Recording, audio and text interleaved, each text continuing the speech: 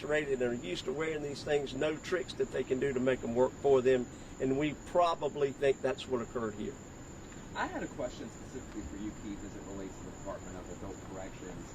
I might have missed this yesterday, but the guns that in the transport vehicle, they're kept in lockboxes, correct? No. The officers had their weapons on them, and the regulations, procedures at the hospital allow them to carry those into the hospital with them, and they were prepared to do that. Okay, was there any chance that they had a chance to draw those weapons? I think from what the sheriff has explained to you, this all happened so quickly there wasn't a chance to do that. Okay, and then one more question I have is kind of a follow-up. So we had a few people ask, so this guy's in Bertie County, it's a partnership with UNC Health. We're pretty sure there's some healthcare facilities on the eastern part of the state.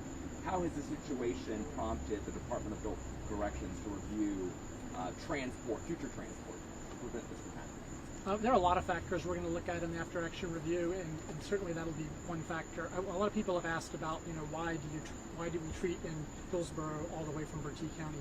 Part of that, there's two reasons for that. One is he had received care here before, and this was a follow-up appointment to see the same providers he had seen before. When he received care the first time, he was not housed in Bertie County; he was housed somewhere else.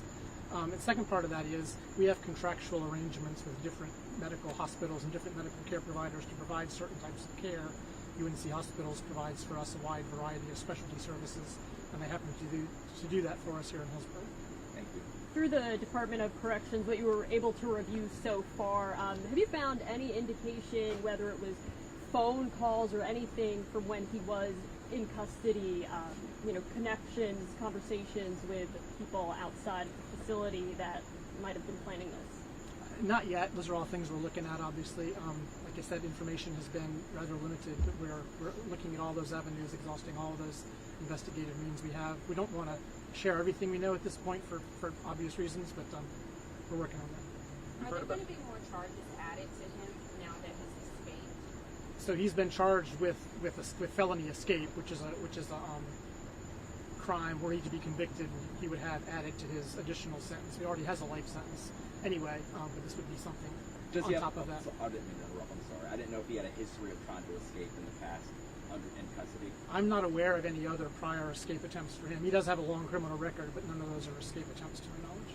Heard about an arrest out of Charlotte, a man in a stolen Charger. Any reason to believe that could be connected to Mr. Alston? Don't believe that is. No. Sheriff, you mentioned earlier that you said earlier somebody knows out there that this is planned. Do you still believe that after this happened? Yes, ma'am, I do. Regarding the search of businesses' homes, have you seen any video from any homeowner's ring camera, any business, since the escape yesterday morning? No, we had someone call us and say that they thought they had captured him on their ring camera, but it was not him. One other thing I want to go back to, we mentioned the fact that he's being charged with a crime. I want to make one thing very clear to anyone out there that was involved in helping him. The aiding and abetting in the escape of an inmate such as this is a Class H felony. And if we can prove that you were involved in this, you're going to be charged. And just want everybody to think about that while that $35,000 is hanging out there. Sheriff, have you had a chance to speak with the family of that one-year-old little girl who sadly was killed on Christmas Day? How are they feeling? So I have not personally had a chance to speak with any of the family members. However, one of the aunts is a very dear friend of my daughter, and they have had communications, and I can tell you that they're reliving this, and they're hurting all over again. And, while that little girl is not with us anymore, and nobody has really paid attention to that fact, a lot of people are focusing on the acts of this criminal, and that's hurtful. For the Department of Corrections, was there a failure in procedure after what you were able to review from the limited security footage? Not that we're aware of at this time. Sheriff, you had a significant number of deputies from 3 agencies at Home Depot this afternoon, this morning. Was there something in that area that brought that many officers there to search the woods and the railroad tracks? No, Tammy, we had a significant number of deputies across the entire county from a number of agencies. And I'm going to do my best, Tina, you're going to help me. Chatham, Person, Durham, Alamance, Vance, ALE, that's Alcohol Law Enforcement, UNC Hospital Police, Chapel Hill Police was with us yesterday. I will say that while they were here, of course, Carrboro was covering that. What we have done, did I miss anyone? Hillsborough Police also, I'm sorry, and Highway Patrol. These missions are given out with a degree of, Kirby, I'm going to ask you to come and explain the percentages and when our guys go out into the field, they bring back a form. And that form has certain questions which lead us to tell whether or not there's a probability that something might be in that area. And then we take that, feed it into this database, and it tells us a map of places we ought to be checking. So the social media experts on Facebook that are out there telling us where we need to be looking need to really pay attention to what Kirby's getting ready to share with you. Yeah, so to answer your question, Tammy, what those deputies are doing at Home Depot, that was just a drop-off and pick-off point for their assignments that morning. So they were focusing on the railroad track adjacent to the Home Depot area. Two different teams, one going north, one going south. As I mentioned this morning, we were focusing our attention on canine tracks that led us north of the sighting, and that was in the vicinity of where those tracks kind of went cold at. So we had tasked two different teams to go to those areas to look for what we call article searches. In that aspect, we were looking for any clues that lead us to show that the person was there, whether it be discarded clothing, a piece of handcuffs or chains, a footprint, any evidence that he may have changed his appearance. I know that was a question this morning. So those were the things we were looking for. In any search mission or search operation, we break kind of this really big area, and in this case, it could be really the rest of the world, as the sheriff said yesterday, into really bite-sized small chunks that we can easily manage. And so we've grouped teams of resources as they're available and prioritized in certain areas. Obviously, we know where he went missing from, so that's our primary starting point, or where he escaped from. And then we have dogs, we have helicopters, we have a variety of resources to help kind of break this really big area into really small chunks and prioritize our resources, where we assign those resources. So we always put resources in areas that are most likely to yield a result. In this case, hopefully a find. But at the very minimum, all of our teams are instructed that beyond just looking for an individual that's fleeing from you, we're looking for clues that are going to lead us to their whereabouts or provide answers to questions like how they may have escaped or where they may be headed. So that's in summary how we do every search mission. We use statistical data and analysis from countless of these types of scenarios to give us good intelligence and information. Statistically speaking, about 80% of successful escapees, people who have escaped custody, 80% of those cases they've been located within 18 miles of where they left, where they escaped.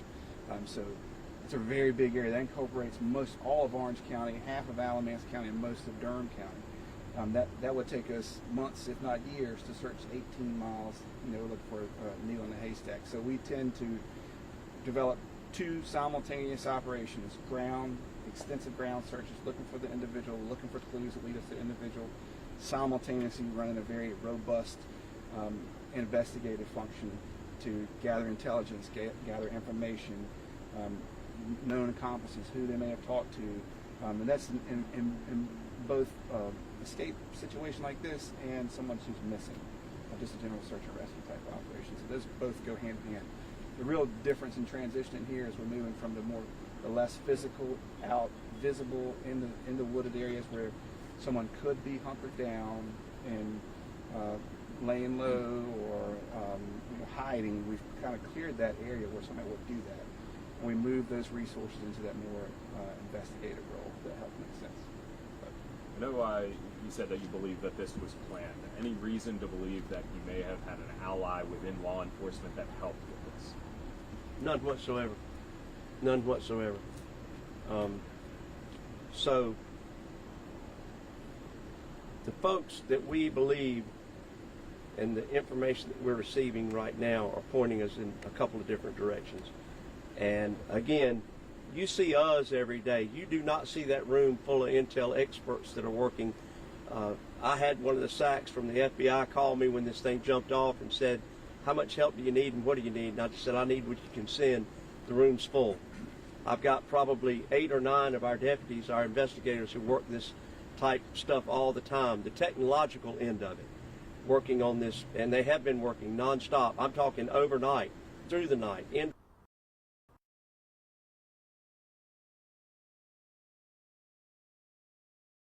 to unload all that stuff and to be able to go through it. So again, my staff, the Chief Deputy of Administration, Tina Sykes, Stephen Shaw, Captain over the Patrol Division, and my Chief Deputy of Operations, Kevin Jones, have been keeping all that stuff running, and Alicia's been writing it all down and telling it back to you guys. So I'm blessed to have a very capable team, a very talented team, and a very dedicated team, and it's allowed us to get to the point we are right now. And I'm going to tell you, we feel good about this investigation.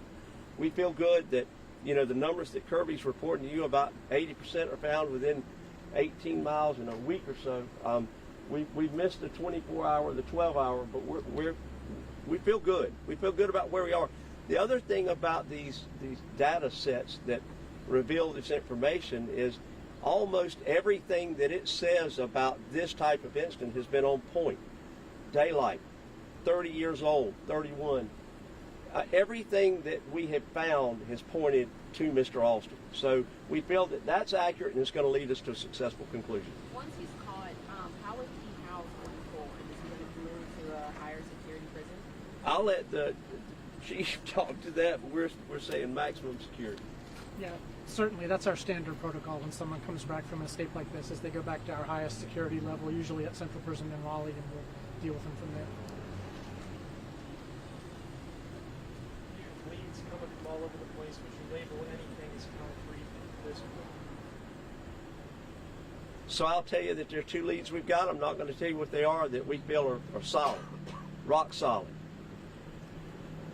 And that's a teaser to the folks out there that know what's going on and know that they were involved in it. We know you, and we're coming for you.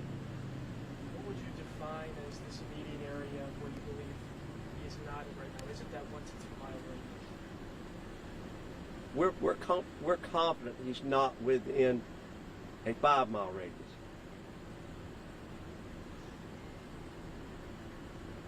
Thank you all. Sorry. Can you estimate the distance between the transport vehicles and the nearby woods, about how much distance it was? So the nearby woods is not the problem. Once he exited the vehicle, and I want to explain something.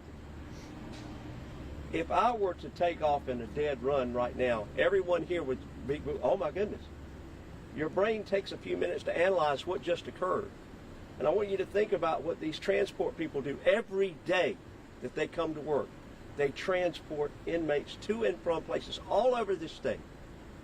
Now, a long time ago, when I was a very young deputy, I was kidnapped by a prisoner that I was transported at gunpoint. I know what that OODA loop, or that slowdown of the brain feels like. I know what it feels like to say, why are those handcuffs in the floorboard? I just put them on that guy. And your brain has to analyze that. So, you've got to consider what happened when he ran. They were not expecting that. They weren't ready for that. And they took off. We don't know the conversation they had on the way over here. And to condemn those folks for what they've been doing and what they were doing is just wrong. That man had a plan, and there was nothing that they could do to know it. And we hate it all happened. And yes, we're analyzing what took place to make sure that we try to ensure that it doesn't happen again. And we talked about a lot of stuff today about what we could do better next time. But that's the beauty of this, is that no one was hurt severely, and hopefully nobody gets hurt while this criminal is on the loose, and we can get him back into custody and take things to a different level. But then you've got the parking lot is just like this one, and you've got bare grass that's makes the hospital look pretty, and then you've got glass windows to the hospital. So you've got surroundings that create an environment where those officers couldn't take any evasive action other than to give chase. And you got a young man who's intent on getting away and not getting captured, and they're doing the best they can, and that's what they did. Thank you. Thank you.